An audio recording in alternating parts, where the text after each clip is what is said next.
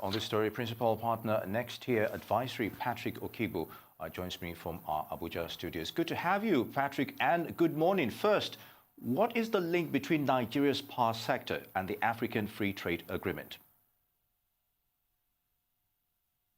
Well, thank you for having me. Being part of the Free Trade Agreement means that Nigeria has joined a much wider market, that we're no longer playing just within the Nigerian market, but that we're playing within the broader African continent. It means that the generation, power generation that happens in Nigeria has to be delivered into the larger Africa pool. So that kind of changes the dynamics on how the power sector is expected to fare going forward. Very good, Patrick. Now, how does this initiative benefit Nigeria's power sector in terms of competitiveness on an industrial scale? Well, I mean, all the advantages of a single market should come to play within the Nigerian market. So being part of this larger market means that power players now have access to a much larger market. They should have take advantage of the economies of scale that provides. It should force our local companies to play at a much greater scale of efficiency. So if you look at all of those, it should bode well for the industry.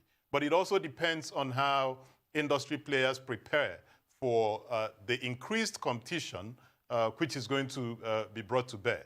So some of the inefficiencies that we've had to live under, we can't continue to live under those inefficiencies because we're now tied to certain agreements that are continent-wide, certain levels of performance that cannot sustain when there are countries that are dependent on us to produce power and supply into a pool or to make payments when power is delivered to us, etc. So it forces Nigerian power sector businesses to play at a much higher level of efficiency, which at the moment I'm not sure if we're ready for. Indeed, Patrick, still talking about inefficiencies, concerns have been raised on poor regulations in Nigeria's power sector. What are your thoughts regarding this free trade arrangement? Well, I mean, it would be kind of unfair to put the blame squarely on regulation. There are big regulatory challenges we face, but the problem is that the power sector is broken in many parts.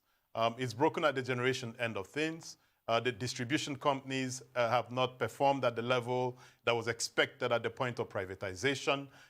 Similarly, Transmission Company of Nigeria still faces some significant structural challenges, although we've seen some significant improvements under the current leadership. So it's not purely a regulatory challenge.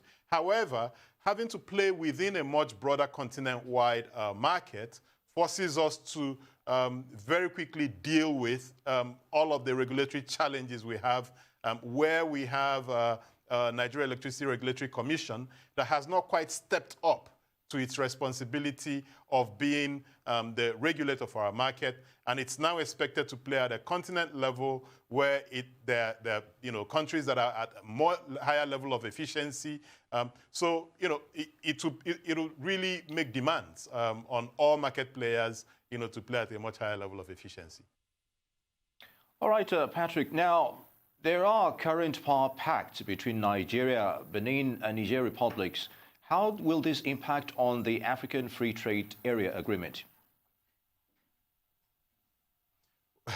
I mean, we have agreements to supply power to these countries because we had to dam the Niger at Kainji to produce power, which means that we have an obligation to supply power to these countries. I think at the moment we supply right about 800 megawatts.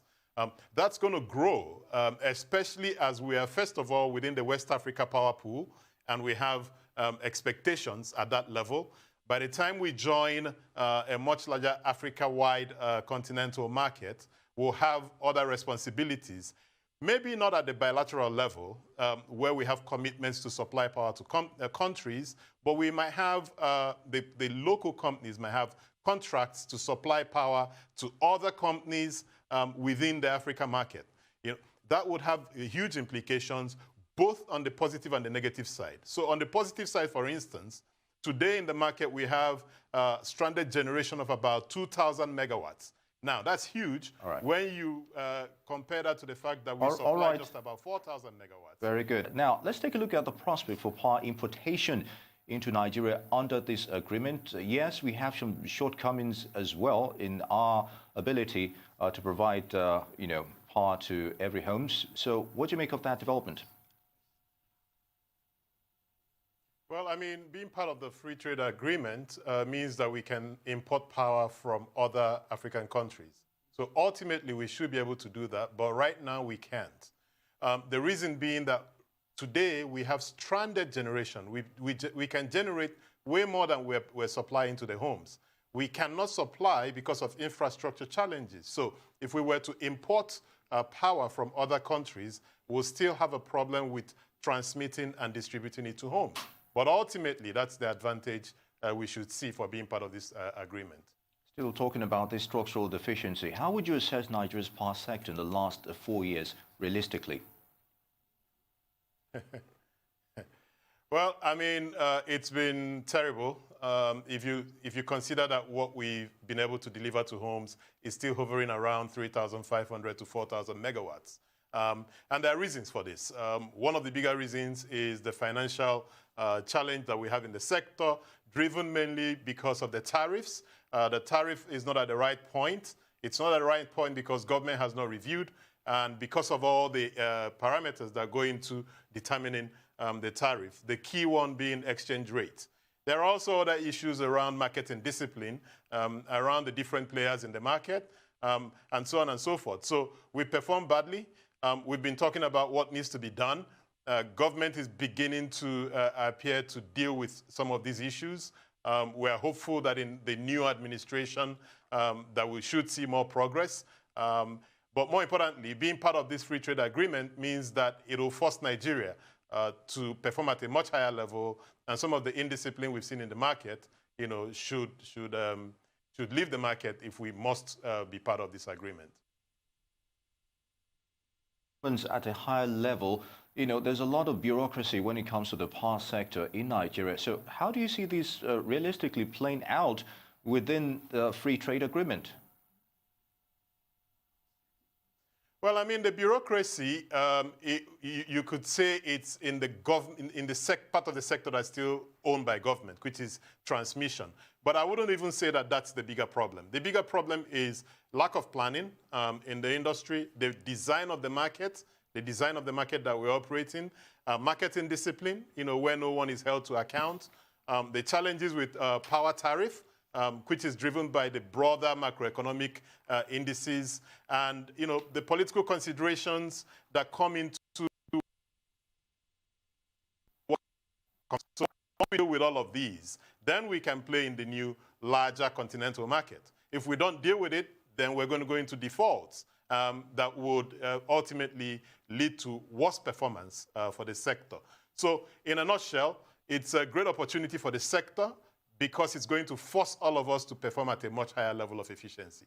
Very good. Patrick Okigbo, I'd like to thank you very much for your thoughts on Nigeria's power sector regarding the African Free Trade Agreement. It's good to have you.